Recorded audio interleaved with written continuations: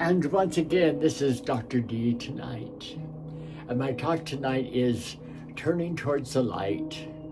It's a message of hope and renewal.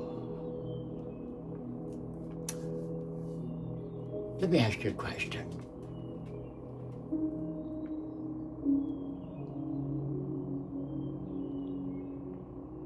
Do you think there's something wrong that feels wrong in your life right now? If you're listening to this right now, there's a good chance that something in your life feels a little off. It feels like you're not where you hoped you would be. Maybe you feel stuck, uncertain. Certainly in the world we're living in, you could feel a little bit of afraid right now. We don't know what's coming next. Things are so uncertain. Before I begin to talk, first, I want you to breathe. I want you to breathe right here, right now, just as you are, because I want you to know something. You are not broken. You are not behind. You are not beyond hope.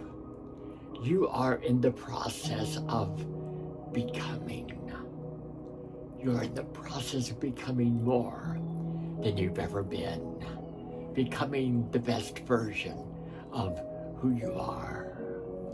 So let us take a deep breath.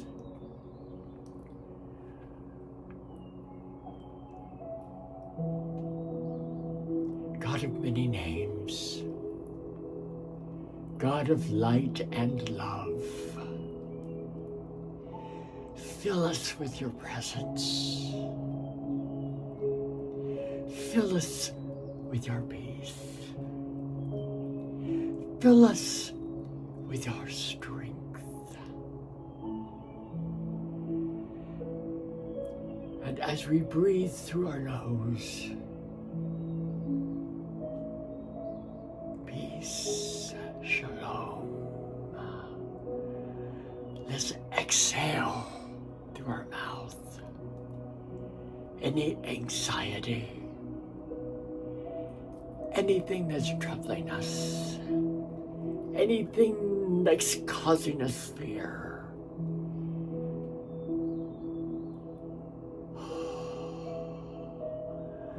Let's breathe in healing. Healing of those cancerous cells that may be showing up in our body. Healing of depression.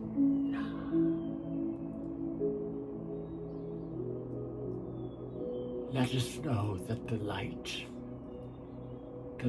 that I call God, God of many names, is here through us, upon us, and as us tonight. And so it is. You know, it's okay to feel lost sometimes. In fact, let me tell you, the most sacred journeys really begin in the wilderness. If you're a Bible student of a Sunday school, doesn't matter what denomination, you heard about the children of Israel being in Egypt and being led through the wilderness to the promised land. It begins in the wilderness. And I tell you this for the love that I have with you. Because when you're in the wilderness, it doesn't mean that you've lost your way. It doesn't mean that you're not on your way. Now, let's talk a little about what it means to turn your life around. Not in a big, dramatic sweep, but in a quiet courage. The courage to be courageous, a little bit at a time. First, in order to turn towards the light, you must acknowledge what's hurting. Let's start with what I call radical honesty. What's hurting you? It's not a judgment. It's not a shame. It's not a guilt. But it's honesty. What's not working for you? What feels heavy to you? What feels that you're all tangled up and you can't get loose? What feels exhausting? Even as you're listening to this program, speak it out loud. Name it. Write it down. Because, my friend, you cannot heal what you cannot feel. You cannot tame what you cannot name. And when you begin to do this, this is a stunning holy work that begins to happen. There have been several times in my life that I've had to come to this radical honesty of where I was at.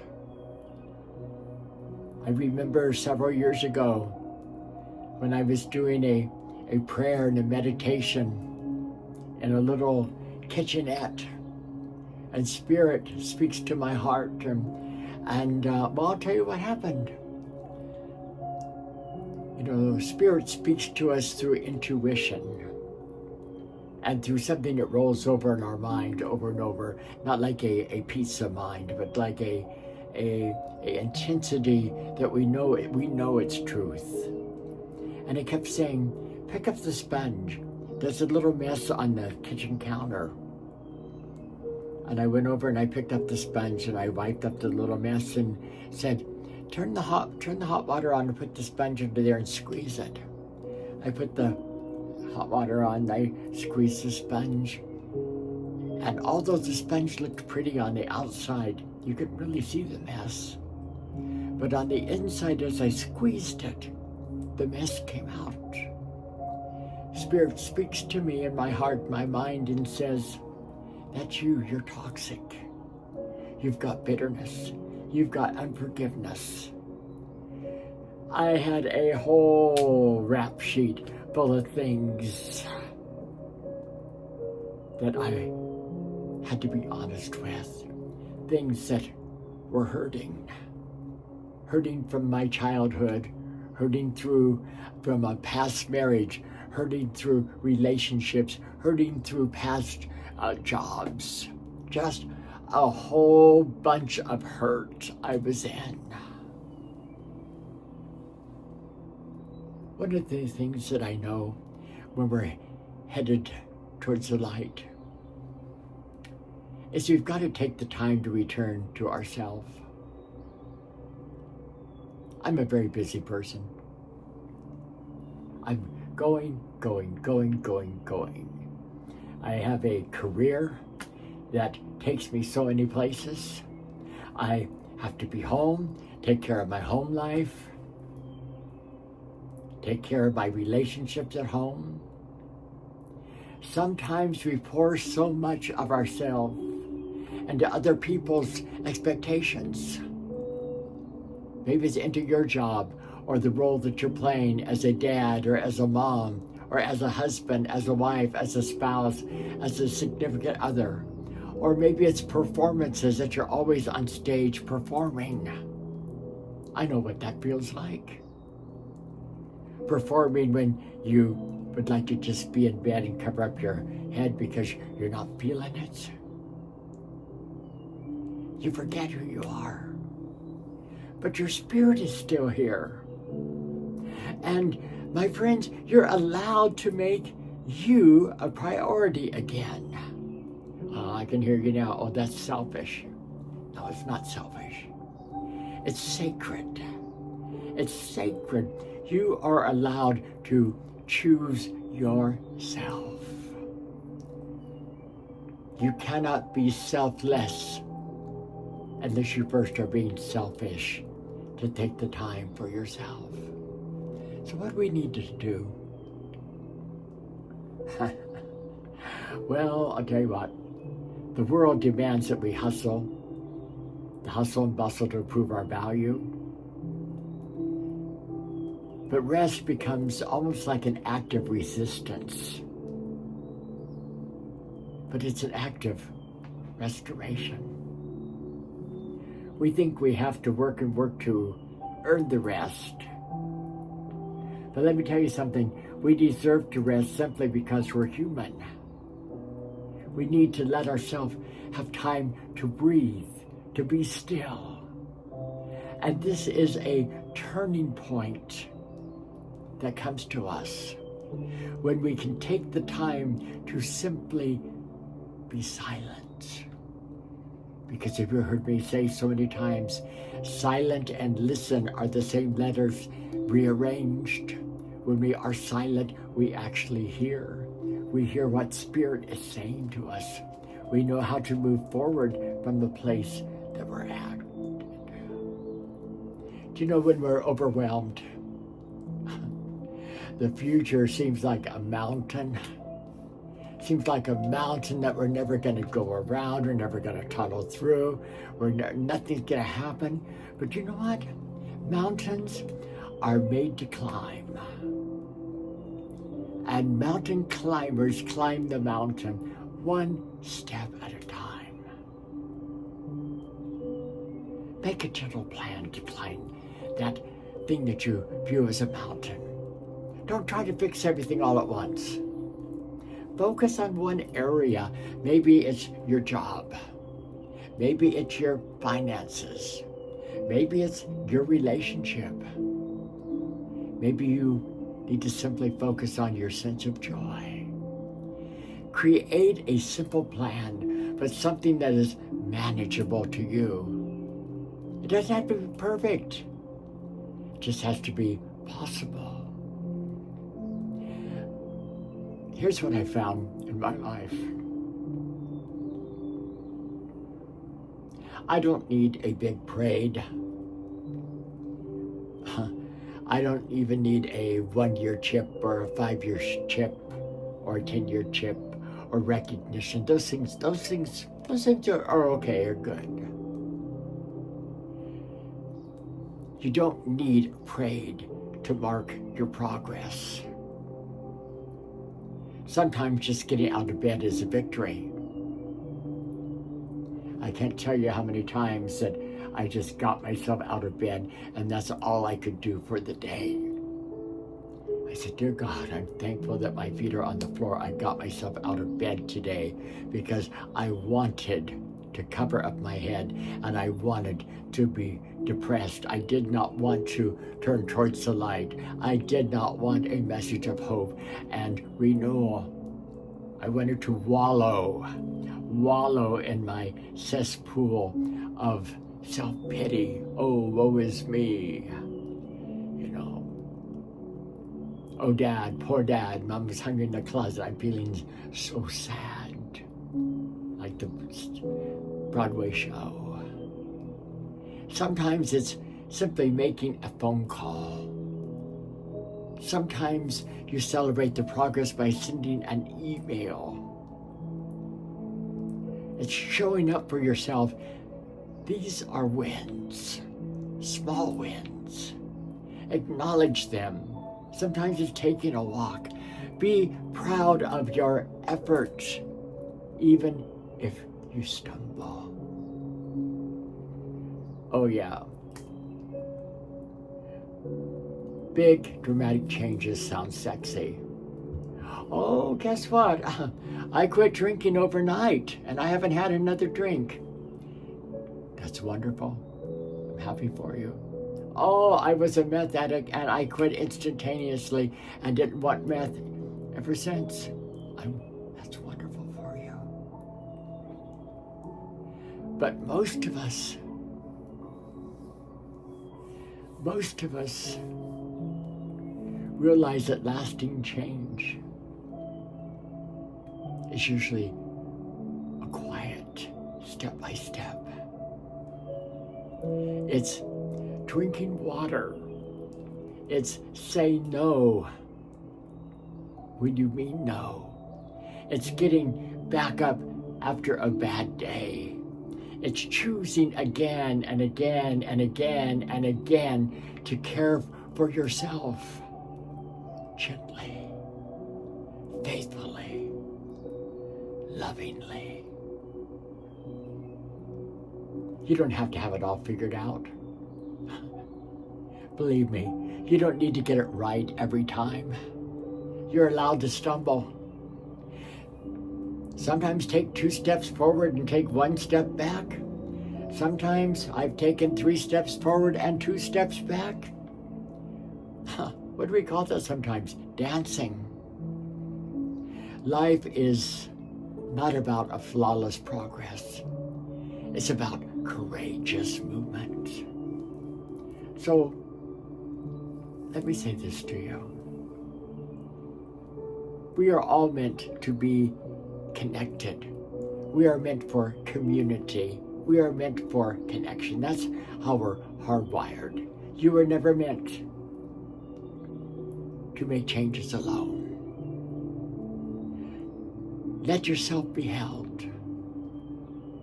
Whether it's a friend, whether it's a therapist, whether it's a mentor, a chosen family member, lean into somebody who's going to be close to you.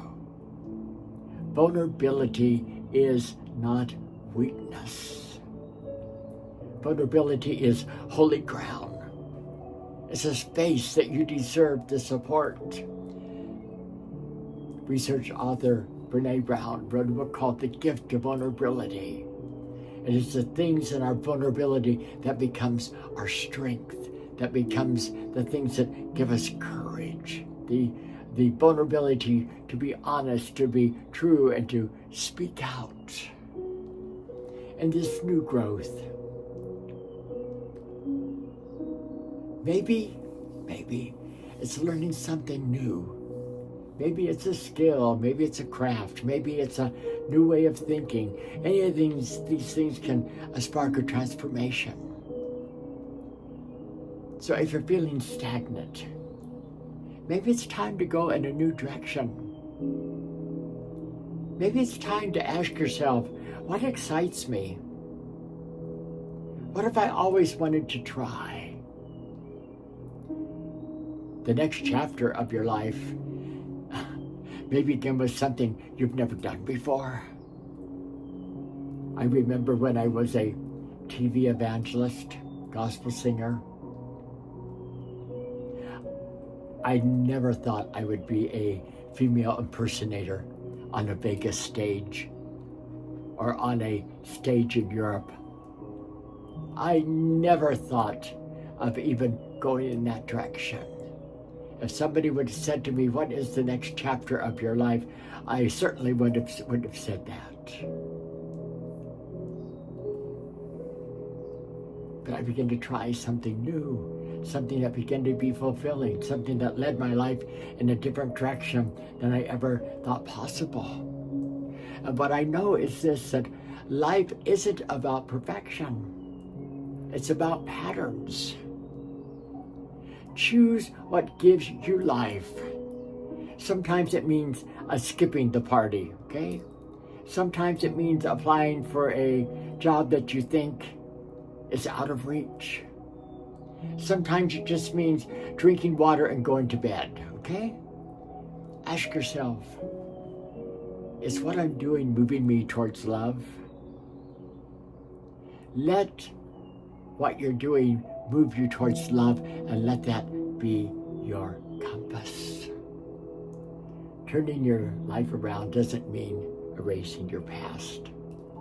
It means partnering with your future. It means listening to the quiet wisdom inside of you that says, there's more for me. I'm not done yet.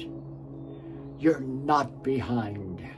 You are becoming. You're not too much. You are just enough. You are not alone. You are deeply, deeply loved.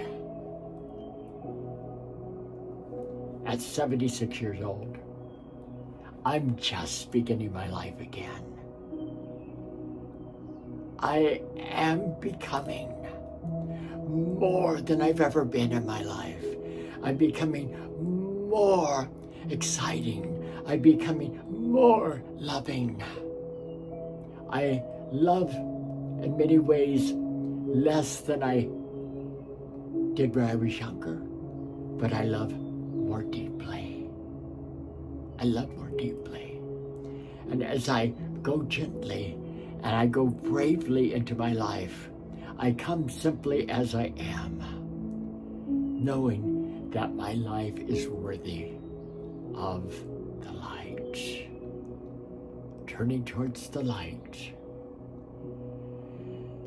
Dear God, in this moment, whether we call you Creator, whether we call you the Divine, whether we practice Buddhism or Islam or Christianity or any religion at all,